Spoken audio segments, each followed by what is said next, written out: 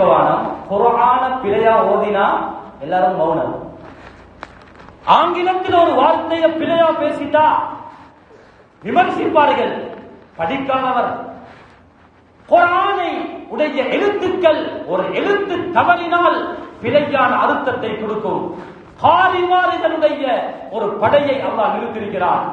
சாது எப்படி மொழியணும், ஜா எப்படி மொழியணும், ஷீனை எப்படி மொழியணும், மொழித்தலை பாதுகாக்க குர்ராக்களுடைய ஒரு படையை அல்லாஹ் நிறுத்தியிருக்கிறான். அவர்கள் சரியாக மொழிவார்கள்.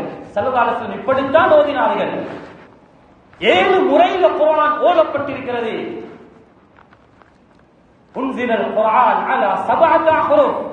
அதற்கு ஒரு அணி அல்லாஹ் வச்சிருக்கிறார். பிழையாக யாரும் குர்ஆனை விளங்கிவிடக் கூடாது என்பதற்காக அல் உலமா வல் ஃபுகஹா உலமாக்களை அல்லாஹ் நிறுத்தியிருக்கிறான். பொய் விளக்க